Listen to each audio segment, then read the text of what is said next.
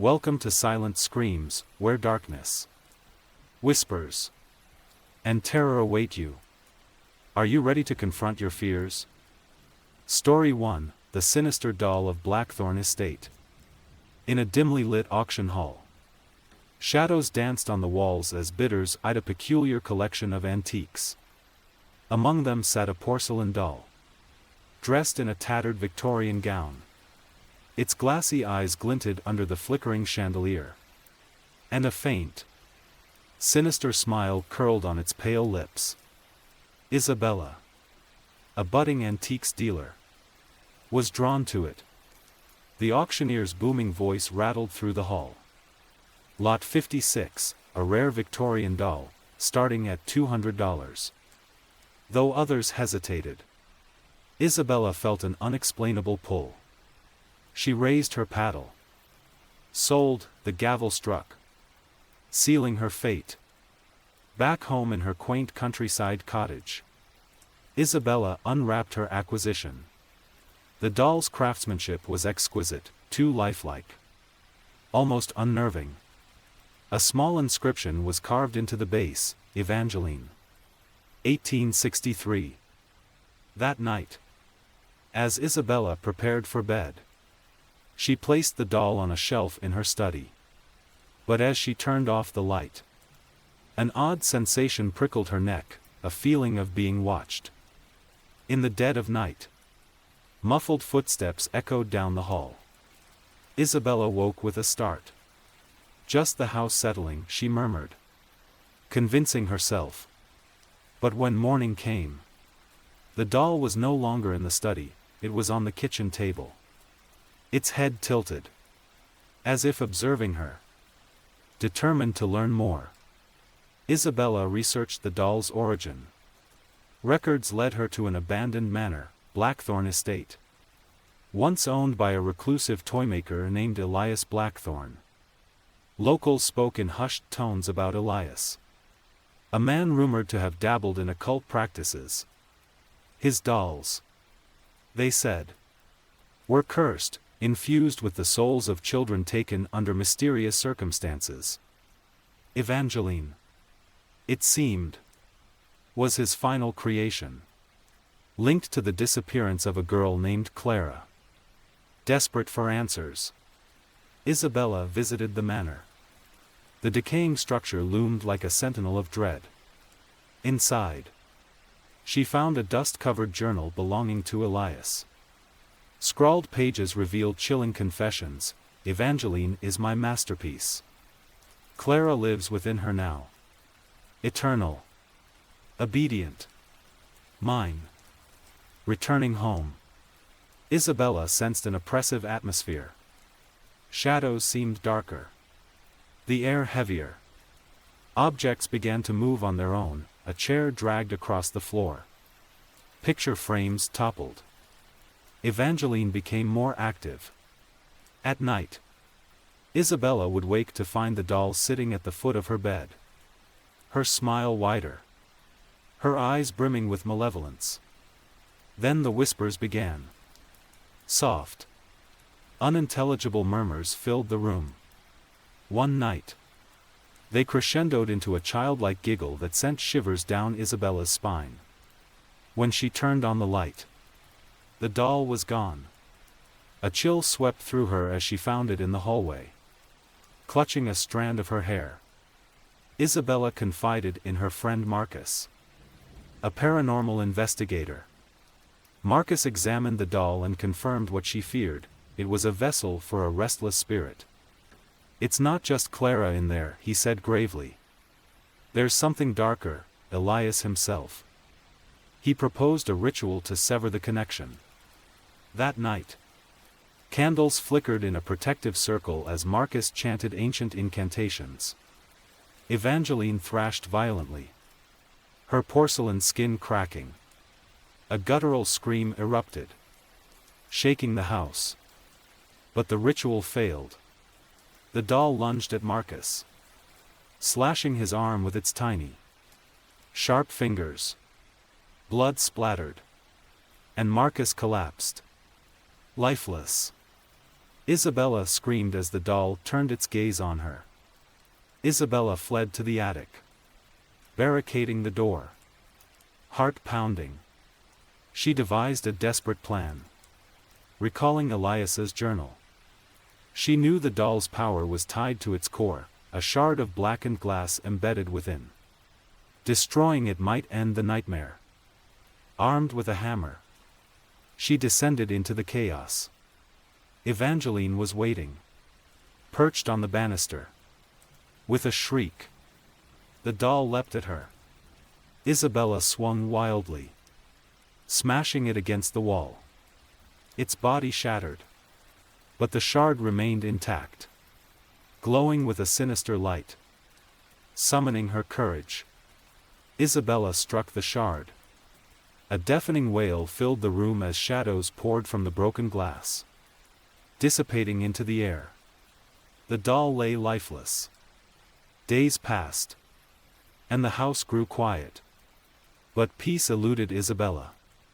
She often felt unseen eyes upon her and heard faint giggles in the distance.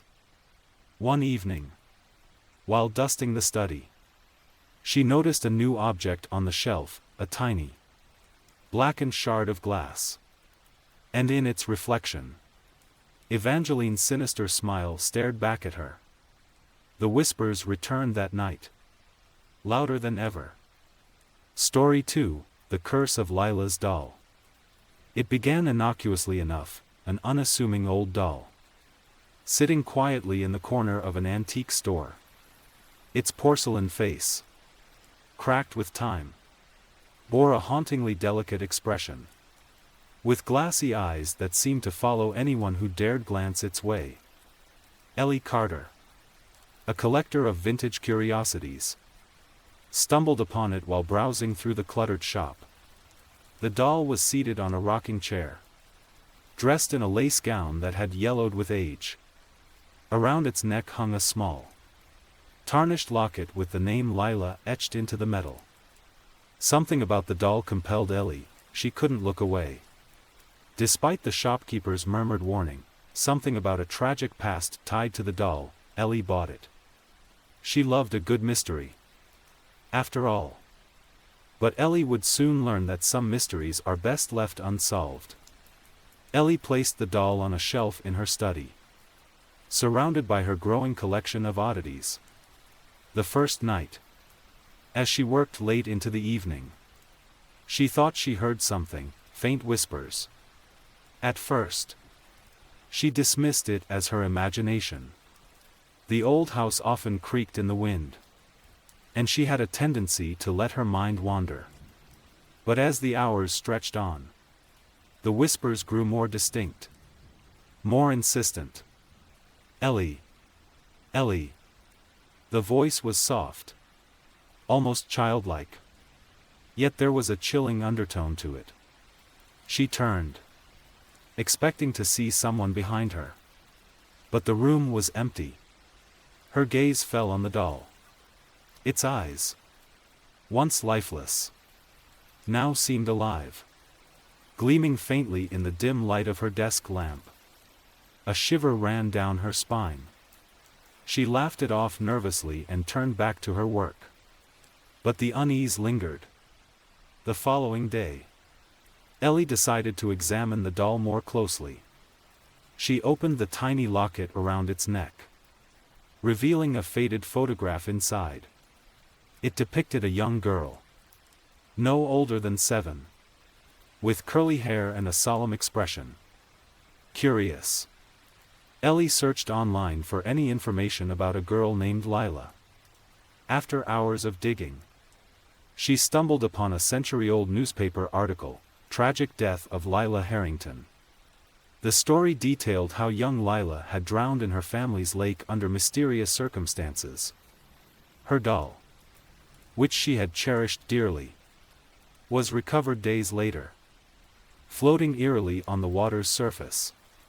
The family, overcome with grief, buried the doll alongside Lila. Yet here it was, sitting on Ellie's shelf. The activity in the house escalated. Ellie began waking up at 3 a.m. every night to the sound of the rocking chair creaking.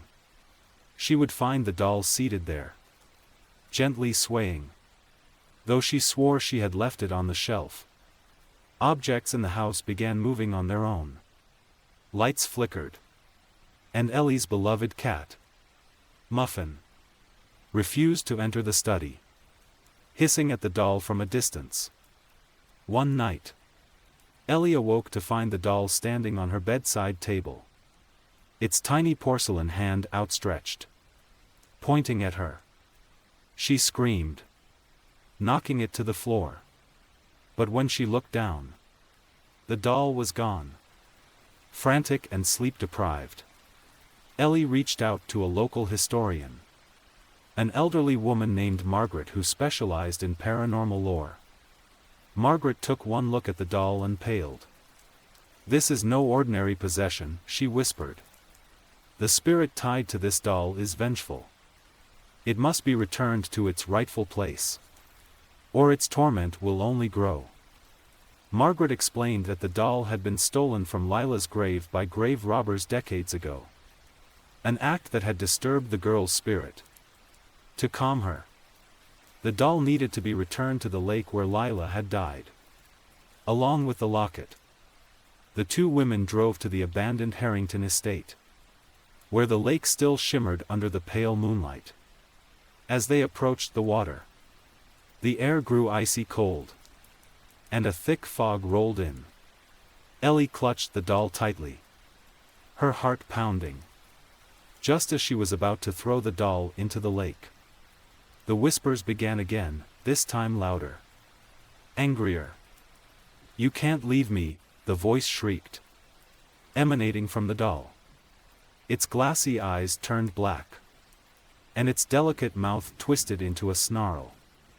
Ellie froze in terror as the doll's tiny hands began to move, clawing at her. Margaret screamed, "Do it now, Ellie! Throw it in!" Summoning all her strength, Ellie hurled the doll into the lake. The water erupted in a violent swirl, and a piercing scream echoed through the night. The locket, which had fallen from the doll's neck, glowed briefly before sinking beneath the surface. The fog lifted, and the air grew still. Ellie and Margaret stood in stunned silence, their breaths visible in the cold night air. Ellie returned home, hoping the nightmare was over. For a time, the house was peaceful. No whispers, no moving objects, no creaking chairs. But 1 month later, as she was cleaning the study, Ellie noticed something on the shelf, a single porcelain hand peeking out from behind her books. Her blood ran cold as she pulled it out. It was the doll. Its eyes gleamed with a sinister light, and its cracked lips seemed to curve into a smile. From the corner of the room, the rocking chair began to creak. Story 3: The Cursed Doll of Ashcroft Manor. In the quiet countryside of Ashcroft, a sprawling Victorian estate sat abandoned, shrouded in whispers and overgrown ivy. For decades, the townsfolk spoke of the tragedy that befell the Marlowe family and their peculiar obsession with collecting antique dolls. No one dared approach the mansion, especially after nightfall, when strange flickers of light could be seen in the windows, accompanied by the faint sound of children's laughter. But urban legends never scared Lauren Hathaway. As a budding journalist with a penchant for the macabre, she had made a career of debunking ghost stories. When she heard about the haunted doll rumored to reside in Ashcroft Manor, she jumped at the chance to uncover the truth. She packed her camera, recorder, and flashlight and set out to spend a night in the infamous mansion.